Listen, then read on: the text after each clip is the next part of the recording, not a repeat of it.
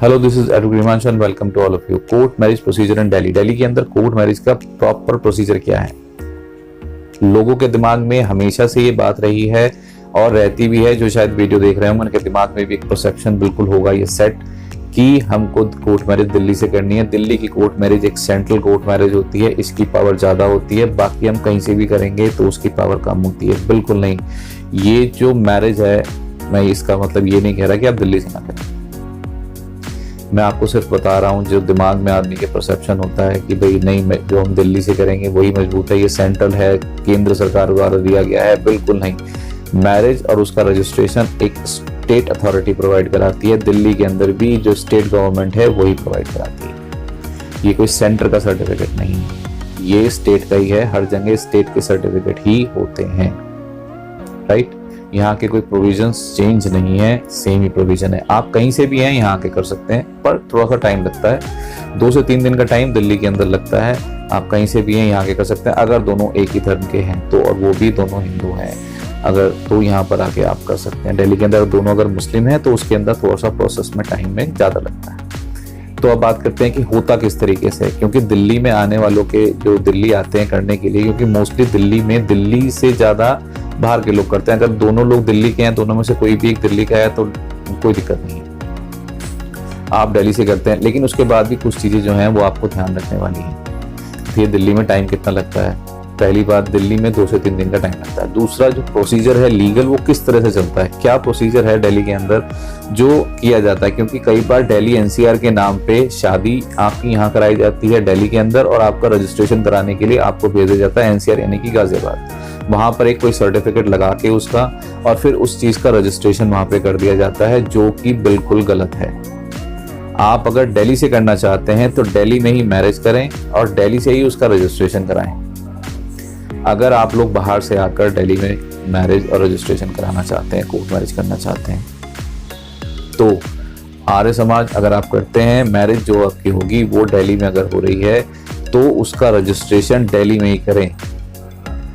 Same day के चक्कर में कि एक दिन में हो जाएगी, मैरिज दिल्ली से करा देंगे और आपको लगे कि हमारी तो मैरिज अब दिल्ली में हो गई, तो मैरिज का सेंटर से, दिल्ली से, स्टेट से कोई लेना देना नहीं। मैरिज एक आर्य समाज है, आर्य समाज कहीं का भी वो एक इंडिविजुअल बॉडी है। जो सर्टिफिकेट इश्यूज करते हैं, शादी के सर्टिफिकेट इशू करते हैं, उसका दिल्ली से, पंजाब से, चंडीगढ़ से, हरियाणा से इस चीज से लेना देना नहीं होता। उनको मैरिज सर्टिफिकेट इशू करना होता है, जिसके लिए वो ऑथराइज होते हैं, जिसके लिए वो रजिस्टर्ड होते हैं। ये सिर्फ आर्य समाज नहीं, और भी संस्थाएं ऐसी होती हैं, ट्रस्ट होते हैं, कुछ आप मिल के ट्रस्ट बनाए जाते हैं, कुछ एनजीओज भी कराते हैं। बहुत सारे हैं जो मैरिज का सर्टिफिकेट इशू करते हैं, जो अपनी संस्था को इसी काम के लिए रजिस्टर भी कराते हैं। तो वो जो मैरिज आप कर रहे हैं उसका रजिस्ट्रेशन यहीं से करें। उस पता चला शादी आपने यहाँ से कर ली, फिर आपको भेज देगी, जब आप दिल्ली एनसीआर से करा देते हैं वहां से सेम डे हो जाएगी, आपको पता नहीं चलेगा, आप अपना सर्टिफिकेट लेके घूम रहे हैं। ये सर्टिफिकेट तो वहां पे जमा हो जाएगा।